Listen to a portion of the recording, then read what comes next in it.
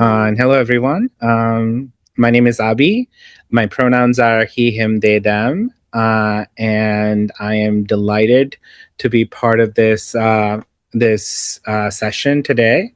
I'm going to maybe talk for 15, 20 minutes and give a little bit of background about myself in the beginning, and then sort of share how intersectionality has really helped me become an innovator, and how I have used it as a multiplier effect, as Amanda kind of mentioned in the beginning of my introduction. So yeah, my name is Abhi, and I identify as queer, non-binary, someone with learning disability, an immigrant in the U.S., as well as someone who is changed careers. I started in fashion industry and moved on to the tech space after working in consulting and change management. So I've done a lot of different things, and I think that is kind of, in a way, a through line for the life and the career and the personal journey that I've lived. Um, to begin, in the world of marketing science, my job really is that of a translator. Even though I have strong technical background, I spend my days really kind of looking at data sets and translating them into narratives that CMOs or leaders of large organizations can really understand. What I really do is look at patterns, and I try to look for what's missing and what I can do to really help people see the bigger picture.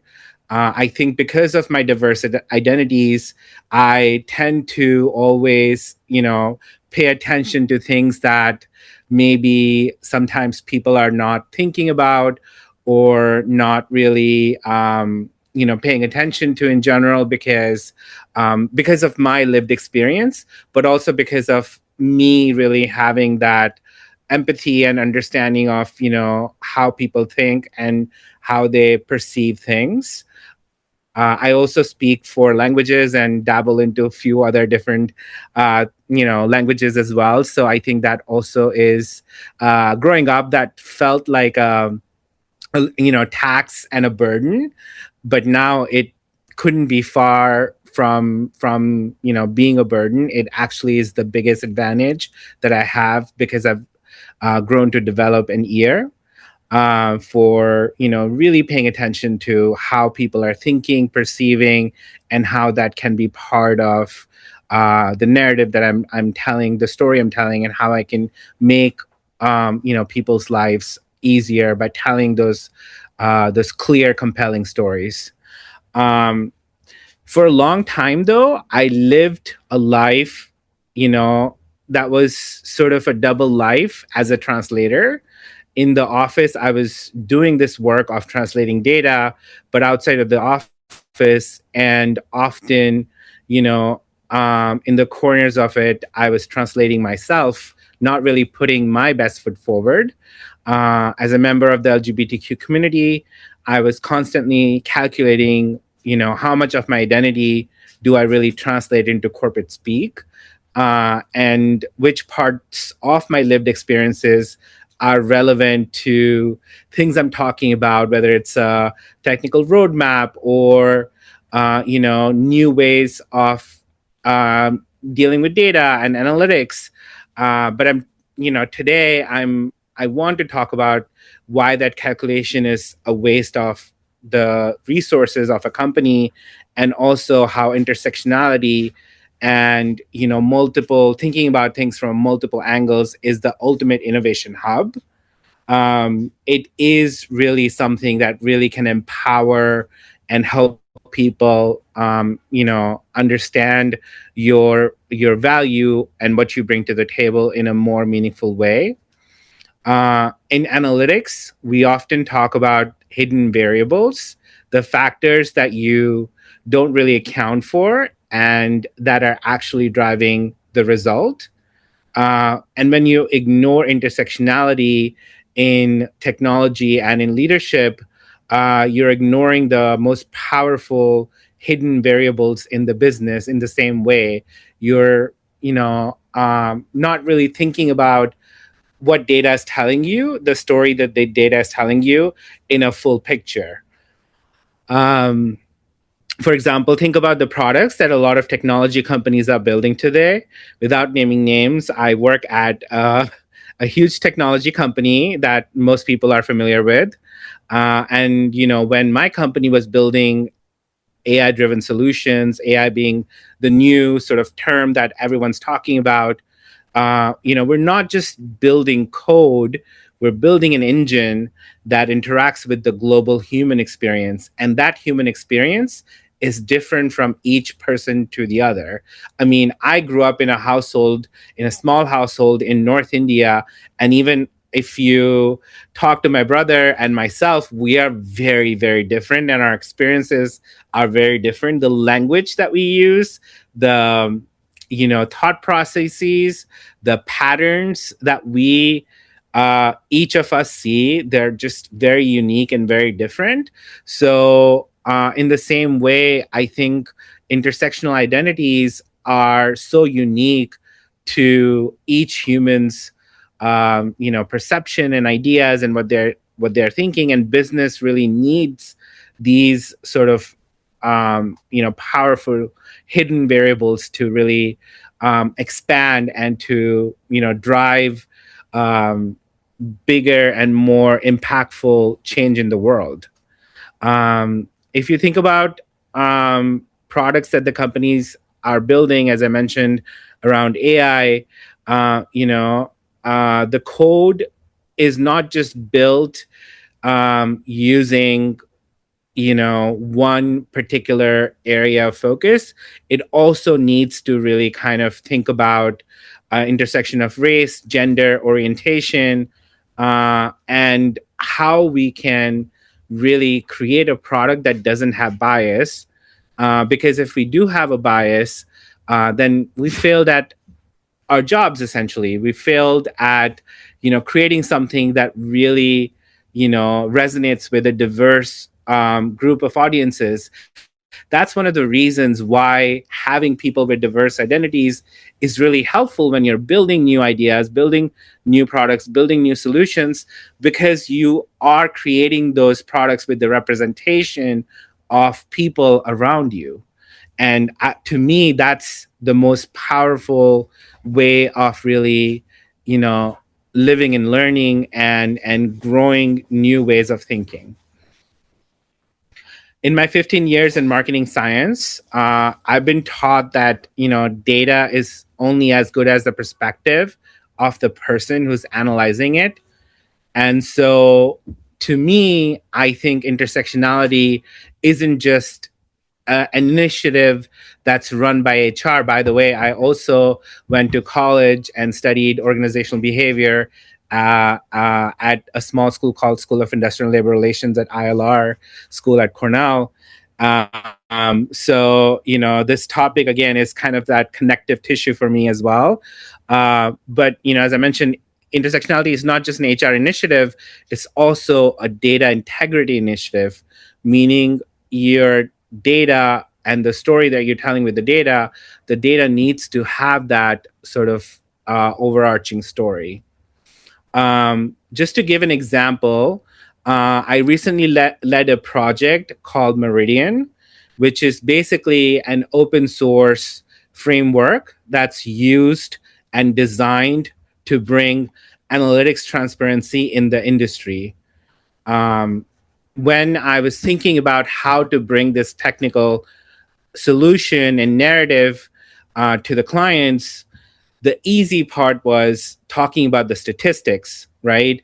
Because that is something that is standardized. That is something that everyone who's studied statistics understands. But it's the human narrative that's harder. And that human narrative is what really helps us build trust amongst humans, build trust with people who are using your product or solution, and that inherent sort of aha moment of like, this is something that I can use to make, decisions. And for some companies, that decision is how am I going to spend $5 billion in marketing funds, for example, for the next year. So it's not a small decision that you're making with this with this product or solution. So when you sit at the intersection of multiple identities, you become an almost an expert in narrative diplomacy. You understand that the skeptic in the room isn't just looking for more data, they're asking to be seen and to be understood. And the way you can do that is by connecting on experiences and common ground. And I think if you're not really thinking about people as, everyone has that intersectional identity and way of converging into, different ways of thinking, you're missing that amazing moment of really building that strong connection to your client, to your to the people that you're working with.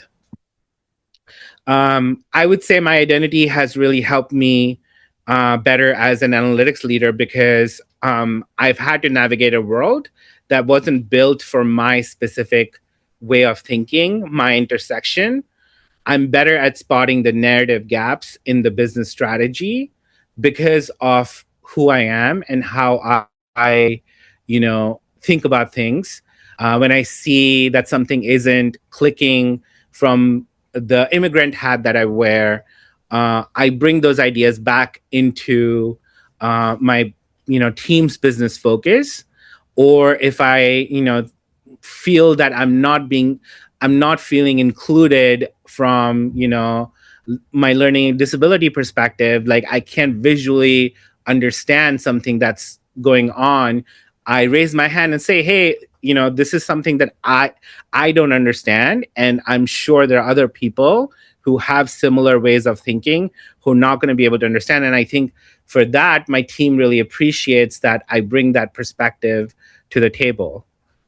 I also would say, I have the sort of way of understanding where the message might be alienating a marginalized, community or market, or where the roadmap of the product that we are working on may fail or may kind of be in a different reality or a different realm. Recently I raised my hand and talked to a senior leader in the HR space and mentioned to them, you know, um, in the last couple of weeks, we've talked a lot about, our product roadmaps or our strategy. We haven't really considered, what's happening around the world, how that's evolving, our way of thinking, and how we need to kind of integrate some of those elements into the messaging that's going on. Because ultimately, it's people who really bring that new change that, needs to be considered from a long-term strategy perspective. So, that's really helped the leader think about things from a different perspective, because he's, a middle-aged white man who hasn't lived that experience himself. So I think in, people with diverse backgrounds and diverse perspectives, this is a superpower that they can use to help others. I also often talk about intersectionality as a strategic multiplier. And in my mentorship of the LGBTQ community and early career talent, my personal recommendation, as I mentioned, is not to blend in, but to use the intersection to almost unfair advantage. This is a huge advantage. Who you are and how you think is an advantage. I remember a mentee who was terrified that their background didn't fit their company's mold. And we worked on reframing that. We didn't just edit their resume, we audited their perspective and really how they're thinking about presenting themselves. And we realized that their unique intersection gave them a vision gap that the rest of the team was missing. When we mentor through an intersectional lens, we aren't just helping one person succeed, we're building a global pipeline of leaders who know how to solve problem and who can really build that element of a multiplier effect. So today, I want to challenge folks to really stop viewing intersectionality as a hurdle and to be managed or to be in a box, but start viewing it as the engine of your next breakthrough. When you go back to your teams or when you talk to folks who are around you with diverse backgrounds and diverse perspectives, don't just think about yourself as diversity hires, but really think about yourself as intersectional leaders, people who bring an influential amount of information that industry and folks around you need. Without your viewpoint and without your ability to translate ideas into meaningful connections, there is going to be a gap that no one can really fully cover. And I would say it's really critical to the future of business, especially as AI becomes such a key component of how we are interacting and how we are working with others. I think from my perspective, understanding human behavior and judgment are probably the two most critical pillars that are going to become most important as folks who are in college or are entering the workforce are going to join the workforce. You're really going to spend a lot more time really using that critical judgment and that critical way of thinking to fine tune ideas rather than really starting things from scratch. That also applies for a lot of people with technical backgrounds, for example.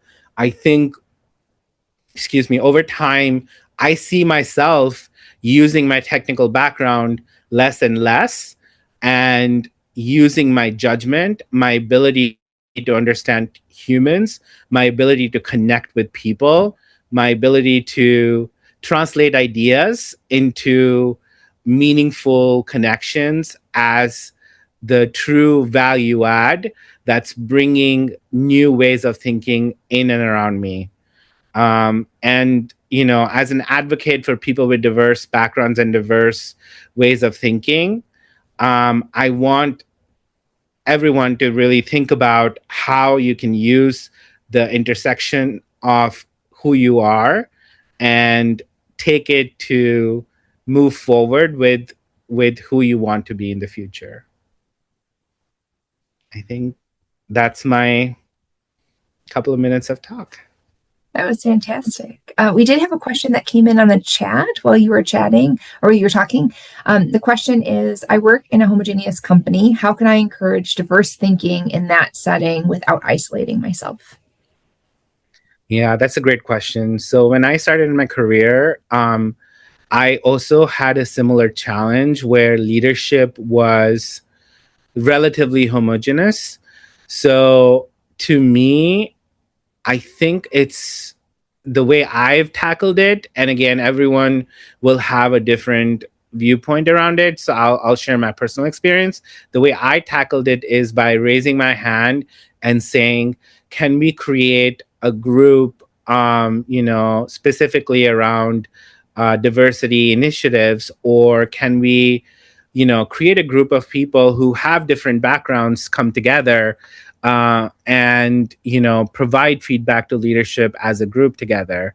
That was one of the ways we were able to create like a forum that would bring ideas to leadership, and so no one person was really kind of voicing their opinion one by one, like one.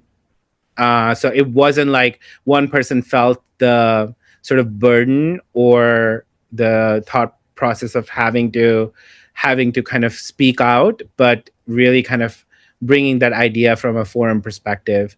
The other way that I've tried to do this is, you know, really kind of helping leadership understand the, you know, the new way of thinking that you bring to the table, and how that's going to really connect to the business strategy. For example, you know, recently my clients are, you know, asking about uh, you know creators who are diverse, right, with diverse backgrounds. So, you know, I went back to the leadership and mentioned that we really need to have that diverse voice seen amongst our own crew, so that we can then be a fair representation when we talk to the clients, and we're not really just, you know, a homogenous voice that is speaking to the clients. So those are sort of two ideas. I mean, I would also encourage you, and there's a quote from Gandhi that I really love: "Be the change who you want, what you want to see in the world." So I think many times, even if it makes you uncomfortable, maybe you want to take that initiative and the first step to really either, you know, raise your hand and say something, or find the community and use the community to your advantage. Thank you. That's helpful to think about, not having to be the diverse person, but I can find people with any of the kind of diversity that I can join with and share that burden together. That's helpful. Thank Yeah, you. of course. And ERGs are another way. Like, I mean, I don't know how big your company is, but, you know, many companies, if they don't have one, you can also try to see if you can start one. I would say ERGs are a great, by ERG, I mean employee resource groups. They're a great way to really find people who have, you know, that common connection of diverse backgrounds.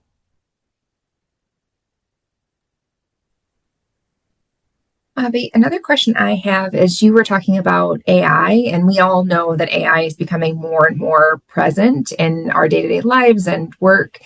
How do you, this is just your opinion, so who knows what will come tomorrow with AI, but how do you think AI can either help or hurt having diverse perspectives and diverse representation come to the table, whether it's work environment, work projects, or even just in general communication? How do you see AI playing into diverse perspectives being a part of the work that we do, both personally and professionally?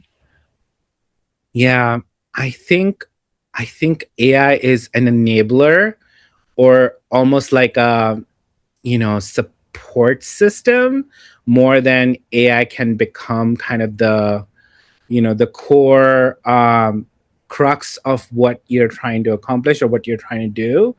I see AI as almost like, you know, like a warm hug in a way that you can get when you need one, but it's not really necessarily ever going to be able to take away the human connection and the human sort of ability to think, to provide that critical thought process, to provide that connection, to be able to really, you know, have a fulfilling and connected experience. It is here to supplement and to help you um, get from, say, if you want to go from point 1 to point 10, it might take you from point 1 to point 6, but from 6 to 10, it is still you as a human who's going to have to kind of create that differentiated opinion, way of thinking, etc.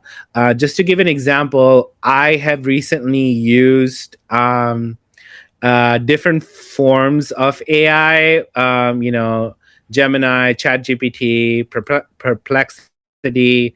There's few others out there, Anthropic, uh, to do some sort of therapy sessions. And specifically within that, sort of cognitive behavioral therapy. And each of them have a very individualized way of, helping and doing things. And they all kind of rely on, obviously, the models that are being built underneath, and everyone's trying to evolve and make things better and use it for better use cases. So it is an evolutionary space, as you mentioned, Amanda. But what I liked was that, in a moment of crisis, it was semi-crisis, not full crisis for me. When I didn't have, a human connect, I could go to AI, and it helped me and walked me through some very clear, relatively helpful behavioral things that I could do. It suggested amazing music. It suggested some exercises I could do in that moment to get me out of that sort of moment that I was experiencing. So personally, I would say it's a great assistant that can really help enhance the work that you want to do. Thank you. Yeah. I think Cindy is on mute by asking a question. There we go. Thank you. Sorry, I thought you muted me, Amanda. I apologize. So I was writing down several things while you were speaking, which I love, because I love the concept of narrative diplomacy, and it aligns beautifully with what we teach a lot at OFU about storytelling and empathy, and how that allows you to show up in places in ways that people don't expect, and also give you a lot of strength. But a couple of things that you said, the mention of superpower at the intersections. Todd Sears at Out Leadership has always said that being LGBTQ was in and of itself a superpower, because you spend your whole life having to look at the world completely differently from most of the people that are going to be in your world, just in order to function, to survive. But to thrive, then you had to leverage what you learned from that perspective, that becomes that engine you were talking about. So I thought that was great. And then on the concept of narrative diplomacy, you talked also about intersectionality in that context being a strategic multiplier. And you said, do not blend in. So I want to ask you a little more about not blending in. And because I do think right now in the world, in this environment, there is great risk that is what everyone will try to do in order to feel safe. And so I want to hear a little more from you about don't blend in. Sure. Yeah, no, that's a great question. I think when I say don't blend in, what I mean by that is really kind of stay true to who you are more than anything else. I think there's always, we go through moments of, times and situations and where we currently stand. And even growing up in a small conservative town in India, where I was bullied, I had all kinds of situations that I had to go through. I always stayed true to who I was, and my core values and beliefs have always been the same. I think that has really helped me navigate the world and the complexity of the world in a somewhat organized way, if I just describe it, because I think when you blend in and when you try to become someone else, you lose yourself in the process. And what happens is you start to do things that are not necessarily kind of aligned with your own values and belief systems.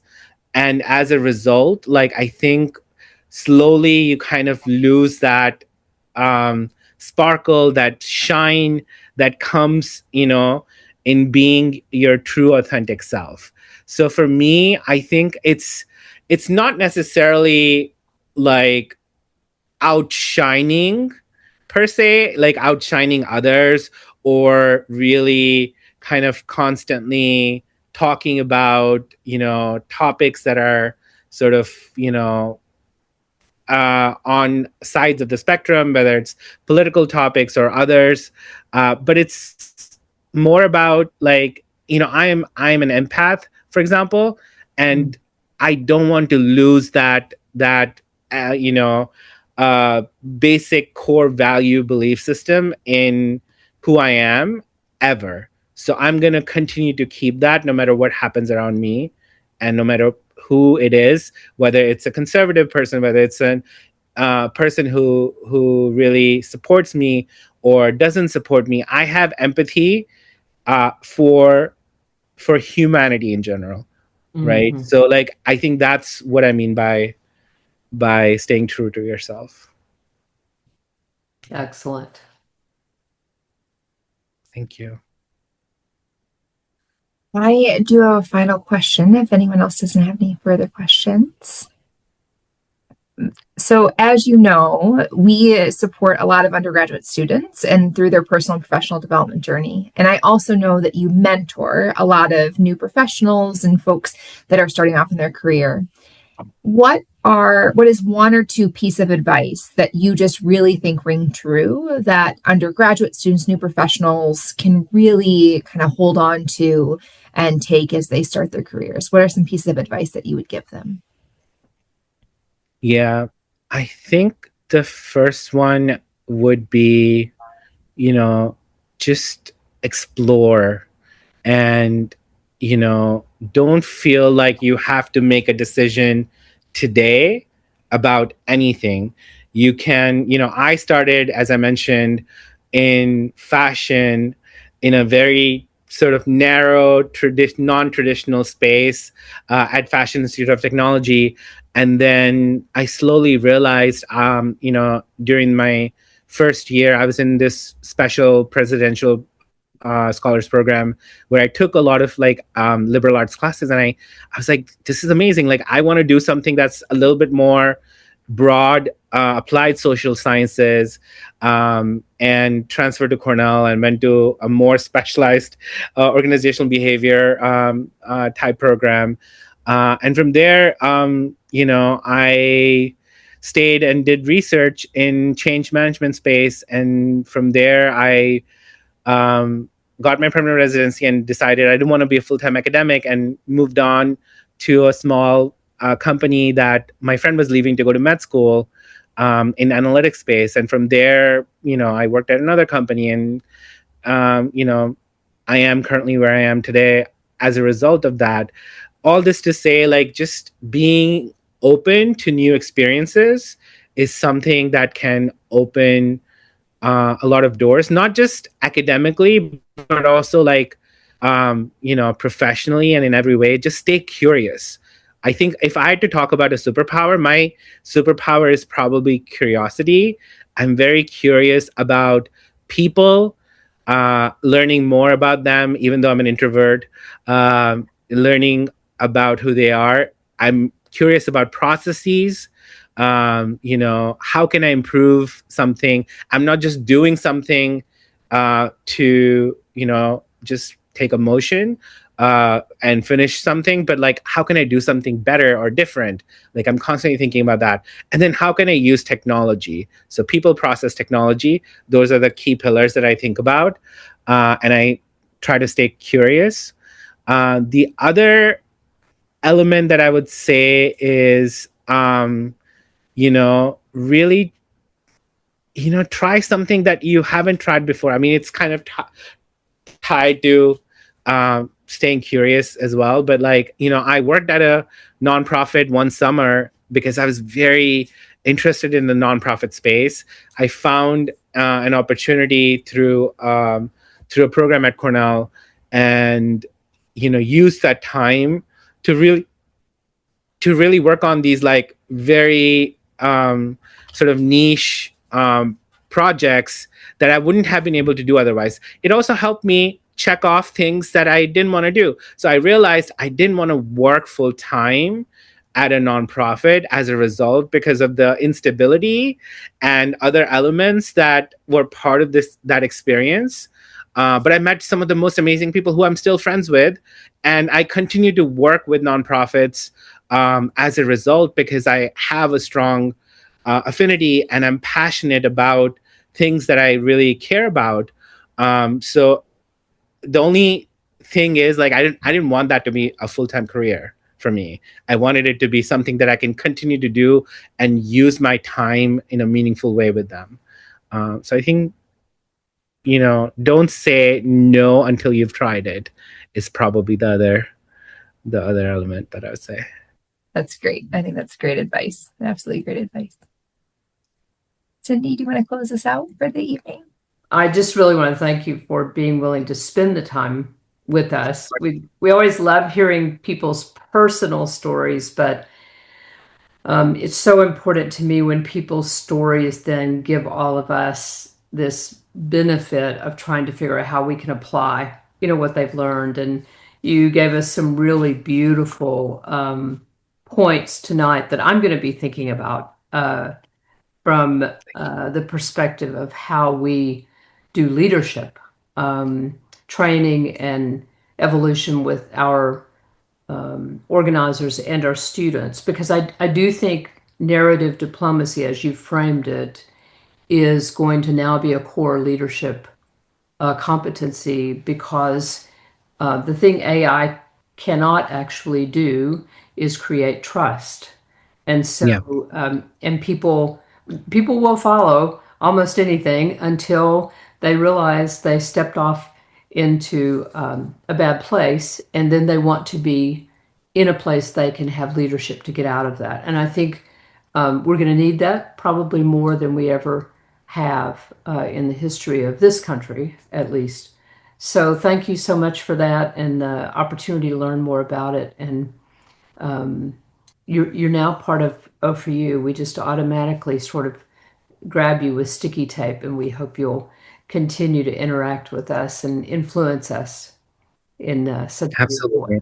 Thank you. Yeah, it's been a true pleasure, and thank you so much again for this amazing opportunity. And anything I can do to be help, or really multiply the voice of O4U, I'm here.